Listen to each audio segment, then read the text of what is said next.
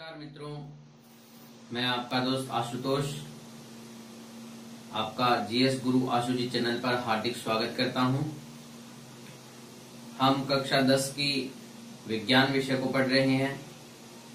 उस विज्ञान विषय से कुछ टॉपिक ऐसे भी हैं जो कंपटीशन एग्जाम जैसे कांस्टेबल, रीट, पटवारी, जहां भी जनरल साइंस है उसके लिए भी इम्पोर्टेंट है, तो उनके बारे में हम पढ़ रहे हैं और जहां तक संभव है उस पाठ्यक्रम के अनुरूप हम कार्य कर रहे हैं। हम कक्षा 10 के अध्याय 4 यानी लेसन 4 में इम्यूनिटी और ब्लड ग्रुप्स टॉपिक को पढ़ रहे हैं हम। तो उसके अंदर हमने 5 भाग बना लिए हैं। उसके 5 भागों में उसको हमने डिवाइड करके यानी वर्गीकरण कर लिया है हमने उसका। आज उसका 6ठा पार्ट है।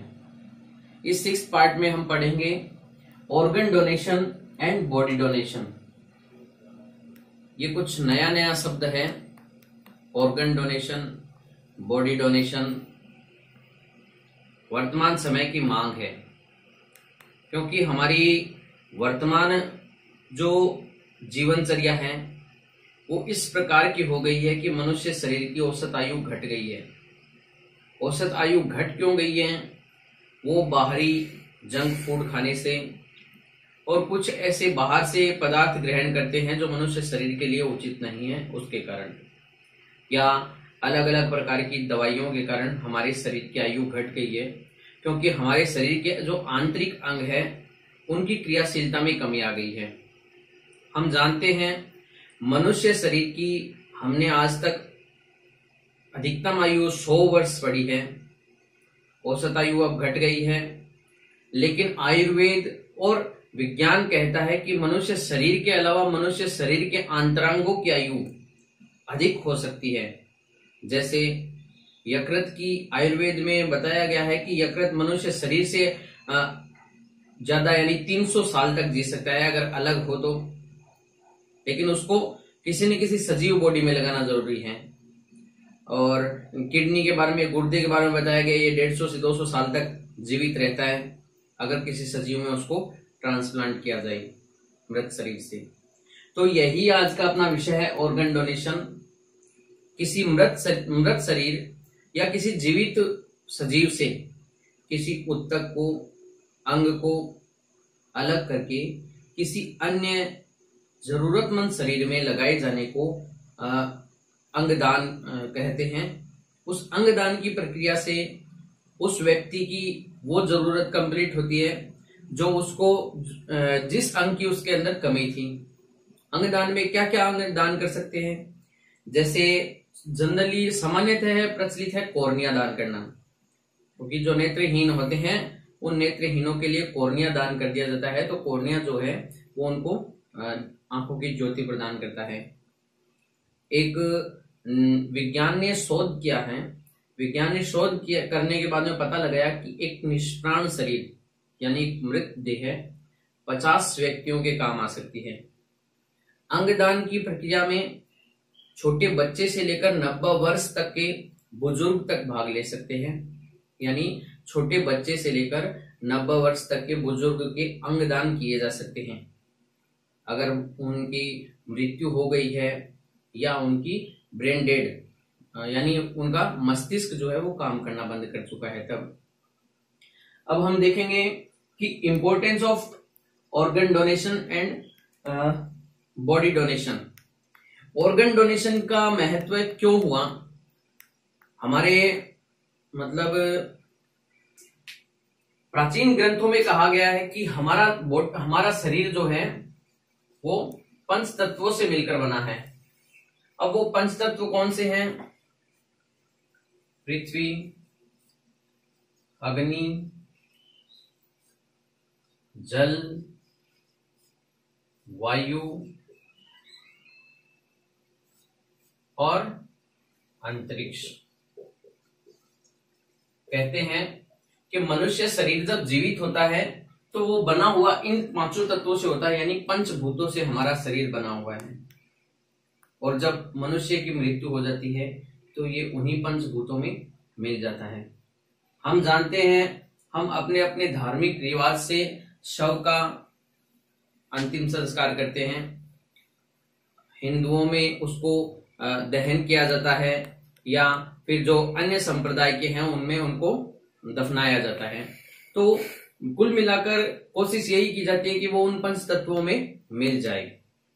लेकिन वर्तमान समय की जरूरत के हिसाब से उस शव से 50 व्यक्तियों की मदद की जा सकती है, अगर जागरूक व्यक्ति हो तब। क्योंकि ऐसा कहा गया है कि पशु मरे मनुष्य के 100 काम संवारे। यानी एक पशु जब मरता है तो एक मनुष्य के 100 काम संवारता है, लेकिन एक मनुष्य मरे किसी के काम ना आवे। यानी एक जब मनुष्य मरता है तो वो किसी के काम नहीं आता उसका शरीर। हम प्राचीन समय से देखें, पुराणों के काल से, तो हमें ध्यान होगा ऋषि दधीची। आपने नाम सुना होगा ऋषि दधीची का, कि एक जन कल्याण के लिए या समाज के कल्याण के लिए उन्होंने अपनी अस्थियों का दान कर दिया था। अस्थियों का दान जो है वो भी अंगदान की श्रेणी में था। अब हम आते हैं देह दान की, यानी हमने ऑर्गन डोनेशन के बारे में पढ़ा, अब हम बॉडी डोनेशन के बारे में पढ़ते हैं। ऑर्गन डोनेशन के बारे में हम कुछ आंकड़े देखते हैं। हमारे वर्तमान समय में भारत में कम से कम किडनी ट्रांसप्लांट, यानी जो गुर्दे हैं, वो हमारे देश के अंदर कम से कम 2 से 3 लाख गुर्दों की जरूरत रहती है कि कोई अपने अंग दान करें, तो 2 से 3 लाख तक गुर्दे जो है वो आवश्यक रहते हैं। लेकिन हार्ट ट्रांसप्लांट यानी हृदय प्रत्यारोपण के लिए कम से कम 50,000 हार्ट की आवश्यकता होती है, यानी हृदय की। वो मतलब हृदय जो है वो ब्रेन-डेड व्यक्ति से लिया जाता है। ब्रेन-डेड का मतलब उसका शरीर जिंदा रहता है, लेकिन उसका मस्तिष्क जो है वो बंद हो जाता है। उसकी अति आवश्यक क्रियाएं चालू रहती है, बाकी उसकी सोच समझ सब खत्म हो जाती है, होश नहीं रहता है उसको। लेकिन वर्तमान समय में 15 से 20 हार्ट ही ट्रांसप्लांट हो रहे हैं हमारे देश के अंदर, और जागरूकता लाने की जरूरत है धीरे धीरे, और जागरूकता आएगी भी, क्योंकि हिंदुस्तान के लोग ज्वलंत और सजीव लोग हैं। उनके अंदर परिवर्तन और सकारात्मक परिवर्तन समय समय पर आते रहते हैं। अब आते हैं हम देहदान के बारे में। यह देहदान भी उन्हीं व्यक्तियों का किया जाता है जो मृत हैं या फिर ब्रेन डेड हैं। देहदान से क्या फायदा हो सकता है? देहदान से यह फायदा हो सकता है कि उनके शरीर में जो उपयोगी अंग है, वो उपयोगी अंग किसी अन्य व्यक्ति को काम आ सकते हैं, जिसके उन अंगों को मतलब हानि हो गई है। जैसे किसी की किडनी फेल हो गई है तो उसको किडनी, हमने देखा है कि बहुत सारी मूवीज भी बनी है इसके ऊपर। कुछ फिल्मों के अंदर हमने देखा है कि माँ की अगर किडनी फेल हो जाती है तो उसको उसकी किडनी मिलाई जाती है अपने परिवार के किसी सदस्य से, कि जिसकी किडनी मेल खाती है उसकी किडनी उसको दान कर दी जाती है। बेटा बेटी कोई भी परिवार का सदस्य दान कर सकता है। और लीवर भी दान किया जा सकता है, क्योंकि लीवर पुनरुत्भवन की क्षमता रखता है, इसलिए लीवर का थोड़ा सा पार्ट अगर हम दान कर देते हैं तो थोड़े से पार्ट से पूरा लीवर बन जाता है। लीवर के थोड़े से भाग से, जैसे मान लो थोड़ा सा भाग अगर लीवर का किसी से लिया, तो उससे विज्ञान में इतनी वृद्धि हो गई है, विज्ञान ने इतनी प्रगति कर ली है कि वो पूरा लीवर बना सकता है और उससे उस व्यक्ति की मदद हो सकती है। और वर्तमान समय में तो स्टेम सेल नाम की एक बहुत अच्छी टेक्नोलॉजी आ गई है, जिसमें बच्चे के जन्मते ही माता पिता उसकी स्टेम सेल्स यानी उसकी बोन मैरो से प्राप्त करके स्टेम सेल्स को प्रिजर्वेशन में रख देते हैं। जब भी भविष्य में बच्चे की उम्र में कभी कोई भी अंग खराब होता है, जैसे मान लो उसकी किडनी खराब हो गई या उसका लीवर खराब हो गया, तो उन स्टेम सेल से उसके उस अंग को विकसित किया जाता है और उसमें प्रत्यारोपित कर दिया जाता है। और टेक्नोलॉजी आगे और बढ़ेगी। टेक्नोलॉजी का मतलब विकास हो रहा है, टेक्नोलॉजी कहीं रुकती नहीं है, विज्ञान कहीं रुकता नहीं है, ठीक है। लेकिन विज्ञान का हमें सदुपयोग आवश्यक है।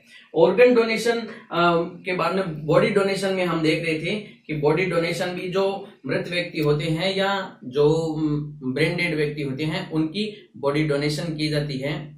और बॉडी डोनेशन में हम देखते हैं कि समाज में प्राचीन परंपराएं हैं कि बॉडी डोनेशन यानी मृत व्यक्ति के शरीर से किसी भी प्रकार का अंग या कोई भी पदार्थ निकाल के नहीं दिया जाता, क्योंकि इससे हमारी प्राचीन अवधारणाएं हैं जो भी हैं कि इससे व्यक्ति का मोक्ष नहीं होता या व्यक्ति की आत्मा धरती पर रह जाती है।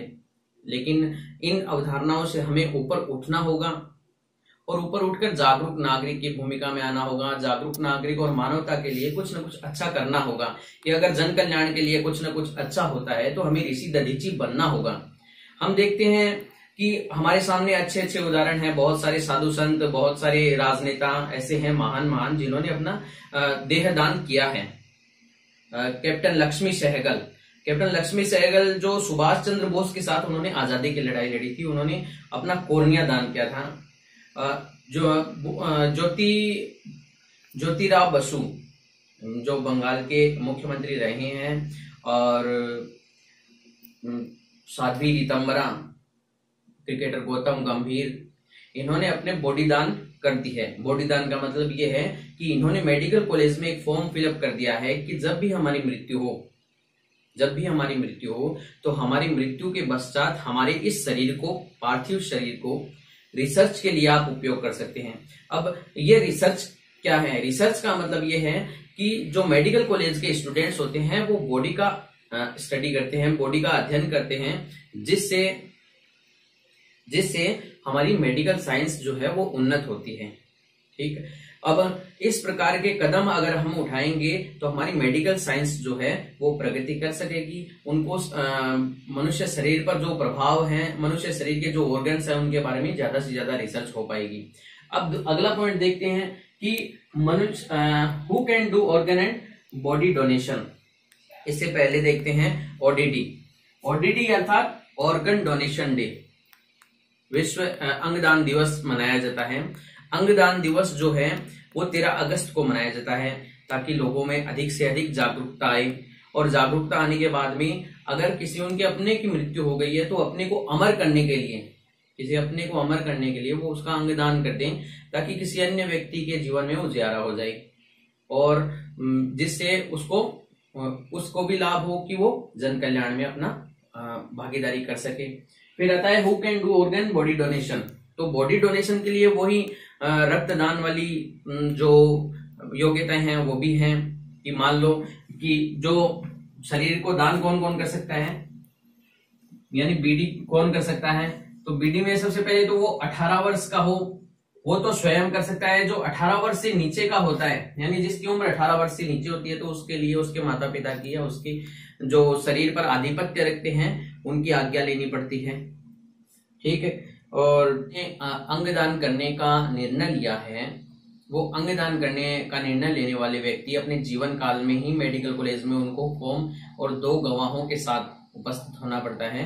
वो फॉर्म फिलअप कर देते हैं और 2 गवाहों के साइन हो जाती हैं। जब भी उनकी प्राकृतिक मृत्यु होती है, उस प्राकृतिक मृत्यु के बाद में मेडिकल कॉलेज को इंफॉर्मेशन दे दी जाती है। मेडिकल कॉलेज उनके शरीर को प्रिजर्व कर लेती है, जिससे वो आगे मेडिकल साइंस की प्रगति के अंदर भाग दे सकते हैं।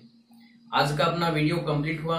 बहुत छोटा सा वीडियो है लेकिन बहुत इंपॉर्टेंट है और कुछ सोचनीय है। दिमाग की मानसिकता की सीमाओं को बढ़ाने वाला है कि मानसिकता की सीमाएं जब किसी की बढ़ती है आगे, तभी वो ऐसा कदम उठा सकता है, वरना थोड़ी हेजिटेशन या थोड़ी शंका होती है। ठीक है, आज का अगर मैं आपको टॉपिक समझाने में सफल रहा तो आप इसको लाइक, शेयर और सब्सक्राइब ऑल कर लें जीएस गुरु वासुजी चैनल को, जिससे भविष्य में मैं आपके काम के लिए जितने भी वीडियो बनाऊं वो आपको निर्विघ्न रूप से प्राप्त होते रहें। आज का संदेश यही है कि समाज में जागरूकता लाएं, अपने घर पर रहें और मास्क लगाकर बाहर जाएं, हर आधे घंटे में अपने हाथ धोते रहें और किसी न किसी अच्छे काम में व्यस्त रहें। धन्यवाद। जय हिंद।